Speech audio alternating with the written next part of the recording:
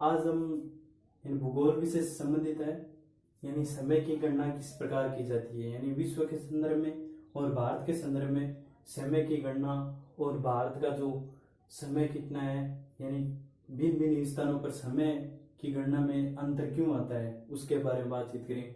जैसे समय की गणना, यानी समय की गणना में क्या क्या बात करेंगे, यानी पृथ्वी की गति की दिशा, यानी पृथ्वी कौन सी दिशा में गति करती है उसके बारे में। सबसे पहला बिंदु है पृथ्वी की गति की दिशा, यानी पृथ्वी कौन सी दिशा में गति करती है।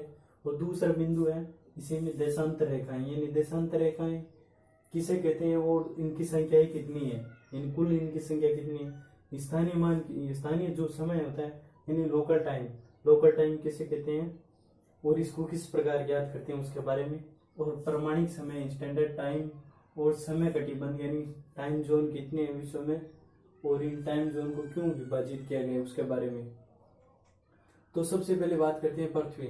पृथ्वी एक खगोलीय पिंड है और जो पृथ्वी क्या है, गोल है। गोल होने के कारण जो उत्तरी और दक्षिणी जो ध्रुव है, यानी पृथ्वी के उत्तरी तथा दक्षिण ध्रुवों को यानी मिलाने वाली या जो काल्पनिक रेखाएं खींची गई है, इस प्रकार इन रेखाओं को देशांतर रेखाएं कहती है। और पृथ्वी की जो गति है, यानी पृथ्वी गति कौन सी दिशा में करती है, पृथ्वी पश्चिम से पूर्व की ओर दिशा करती है। इस कारण जो पूर्वी स्थान होता है, यानी पृथ्वी के जो पूर्व में स्थान स्थित होता है, वहां पर सूर्य सर्वप्रथम दिखाई देता है। और इस प्रकार देशांतर रेखाएं किसे कहते हैं, देशांतर रेखाएं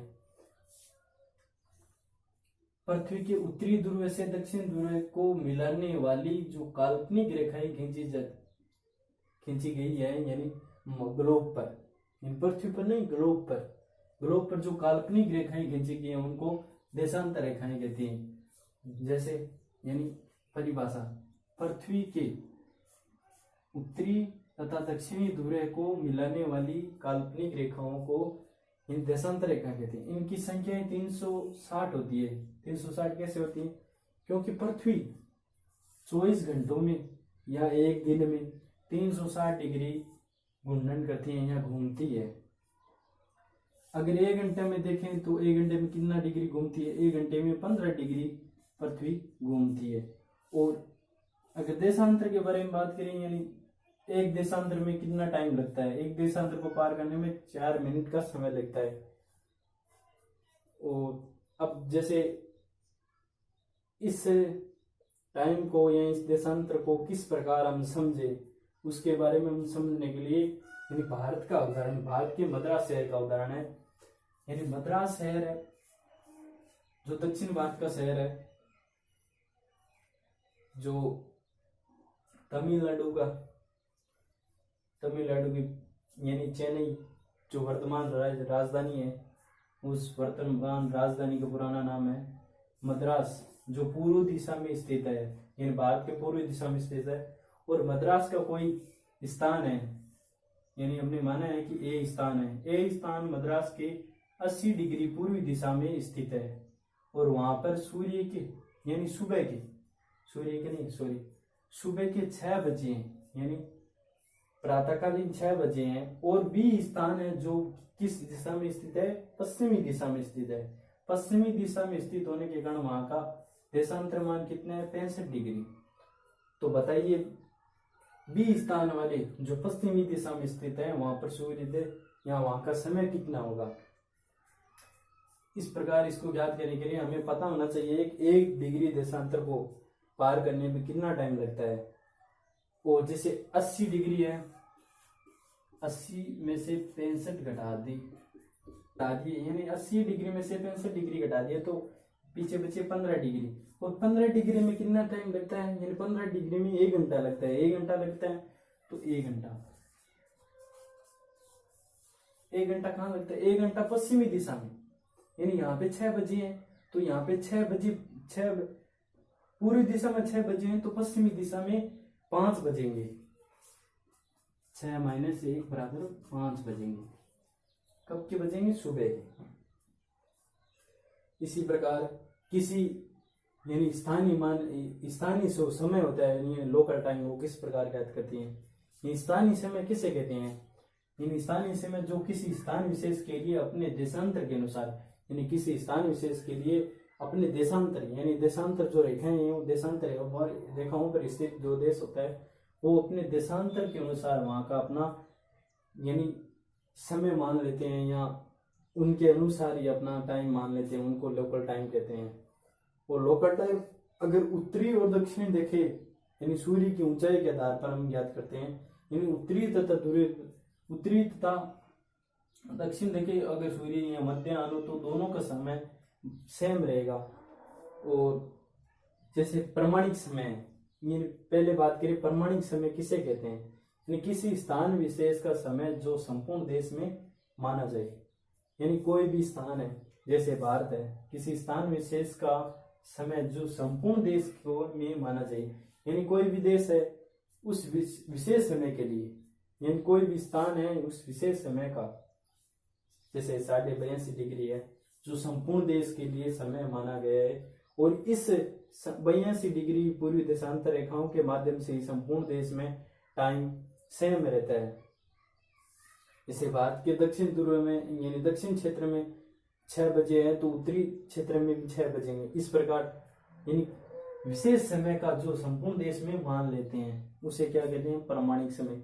अगर भारत के संदर्भ में बात करेंगे, भारत का जो पूर्वी और पश्चिमी विस्तार अधिक होने के कारण क्या होता है, 30 डिग्री यानी देशांतर का अंतर आता है।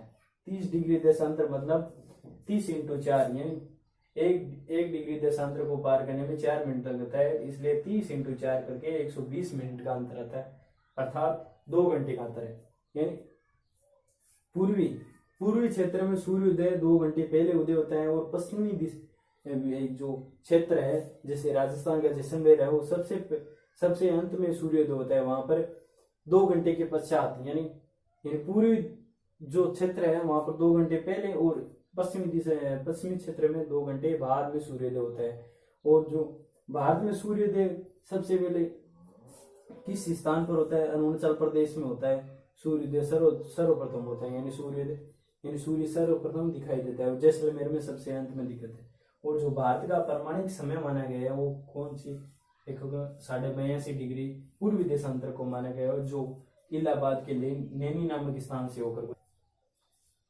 अब प्रमाणिक समय के बारे में बात कर ली, और प्रमाणिक समय किसे कहते हैं, और प्रमाणिक समय में यानी किसी देश को क्यों रखना पड़ता है। ये प्रमाणिक समय किसी देश विशेष को इसलिए रखना पड़ता है क्योंकि किसी देश विशेष का पूर्व से पश्चिम विस्तार अधिक होने के कारण, वहां पर देशांतरों में अंतर होने के कारण, वहां पर यानी समय की भिन्नता के कारण, अलग अलग सुविधाओं के अभाव के कारण, यानी प्रशासनिक सुविधाओं में अलग अलग टाइम होने के कारण, यानी किसी देश विशेष का या अपना एक विशेष समय मान लेते हैं, यहाँ एक विशेष देशांतर को मानकर उन क्षेत्रों में यानी सेम समय रखने के लिए देशांतर के बारे में, यानी समय कटिबंध मतलब यानी टाइम जोन, यानी पृथ्वी को यानी कुल कितने यानी टाइम जोन में बांटा गया है, यानी समय ज्ञात करने के लिए। यानी पृथ्वी का एक समय निश्चित नहीं है, यानी जो पृथ्वी की जो ग्रीनविच रेखा है 0 डिग्री के उत्तरी यानी पूर्वी और पश्चिमी दिशा में, यानी अगर देखें तो इधर भी 180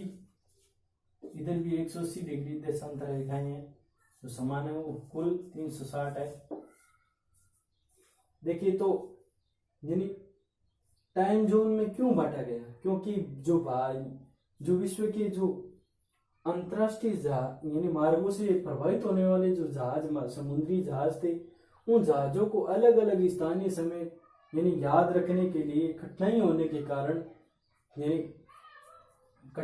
के कारण किसी स्थान विशेष का समय याद रखने के लिए पृथ्वी को कुल 24 टाइम जोन में विभाजित किया गया है। और अगर सबसे ज्यादा टाइम जोन की बात करेंगे वो है रूस में 11 टाइम जोन है, कनाडा में 5, यूएसए में 4 और यूरोप में 3। 3 टाइम जोन है। 11 टाइम जोन का जो प्रमाणिक समय होता है वो तो एक ही होता है, यानी 11 टाइम जोन का।